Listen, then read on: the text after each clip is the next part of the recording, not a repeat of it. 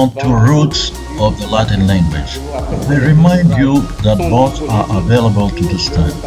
So with regard to today's presentation, I recall the title, The Kikongo, Language of Logic and Inspiration of the Mandombe Writing. So, Mr. Melo, to Josiah, this is a fairly documented work, inspired by your two books that I have just mentioned, and which has its roots in linguistics, archaeology, and genetics, among others. The least we can say, Mr. Melo Nzeyitu, is that your hypotheses are inspired by innovative research and go against the preconceived ideas of the academic discourses to which we have been accustomed on the subject of African languages. As you know, some scholars have sought to show the relationship between African languages and ancient Egyptian, i.e. approximately 10,000 years of history. But Mr. Nzeyitu Josiah goes beyond. He's looking for a history that goes at the very beginning of creation, at a time when writing didn't exist. We would like to know more. Thank you. I would like first to give thanks to whom it may concern, the Lord our Creator, because He is the one who has allowed us to gather in this place today for a subject that is of paramount importance. We're gonna speak about an inspired writing, the Mandombe. And as you know, without language, there's no writing. So I wish to thank all those who are present here, and I hope that my presentation, which I dedicate to Prophet Kikongo, will be a source of inspiration for all, and that it will also help to understand why such an outstanding figure as Tata Kikongo came out in the Congo community. So I don't know if you have prepared the board I requested for my demonstrations. How much do I have for my presentation? About an hour? Good. It's noon, so I have until 1 p.m. I will adopt not the way of the Latin people who like to speak profusely, but rather the approach of the Anglo-Saxons who go straight to the point. I'm sure that at the end of my presentation, the listeners will want to ask questions, so there will have to be time for questions and answers. When one approaches a subject as polemical as that of my book, The Bantu Roots of Latin, in general, one encounters strong incredulity. People say it is not possible, that it is the Bantu that inspired the prestigious Latin language, if there's one, but that it would rather be the opposite. This hypothesis is absurd because it would suppose that our ancestors waited for those who speak Latin before refining their language.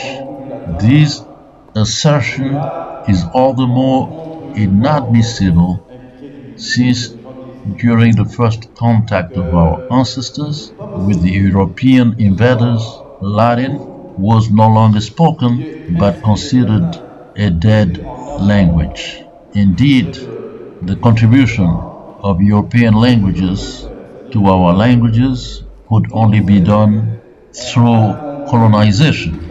However, Latin being a scholarly language, a dead language, we cannot imagine that our ancestors, considered as belonging to a primitive culture, had the intellectual agility required to carry out these supposed borrowings from Latin. Therefore, we repeat that this influence could only take place in the opposite direction, which we will endeavor to demonstrate to you in the following minutes. In this book, we finally give a logical, scientific explanation of why Tata Kimbang, being a spiritually extraordinary man, the language which allowed him to work the miracles he achieved could only be a spiritually extraordinary language. And this language opens a door, a completely new window on the history of Africans in general and on the history of the Bantus in particular. Many of you will no doubt remember the best-selling book, which was a resounding international success. I refer to Roots of Black American Alex Haley.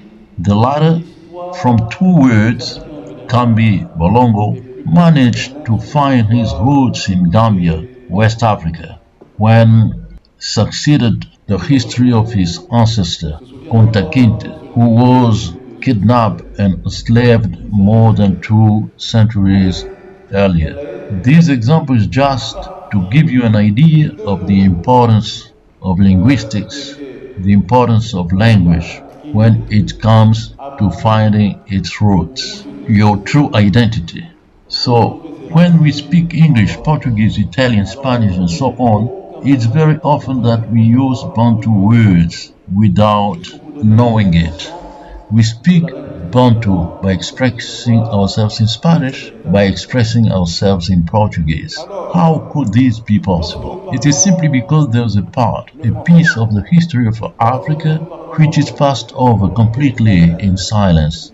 This immersed part of our history concerns the identity, the true identity of those who are generically called the Bantus. I remind you that the word Bantu is a term coined by an 18th century German linguist. It would be interesting to know how our ancestors defined themselves before they were put into this category of Bantu. So if Tata Kimbangu insisted so much on the importance of the Congo language, it is simply because, inspired by God, he knew that the latter is the original language of all humanity. No doubt one would be tempted to say that it's a little pretentious, a little presumptuous to affirm this, but you will see that with the few demonstrations that I will shortly be doing, this is not a view of mine but can be demonstrated scientifically. Kikongo is the true language of revelation. In this respect, it's not true that our ancestors knew the Bible with the arrival of Europeans, i.e., in the 15th century. This is not possible. C'est loué, c'est loué, c'est loué. E monongele, lusala e luvuvamu. Ngele kwa tata, ngele baka ngolo zampa.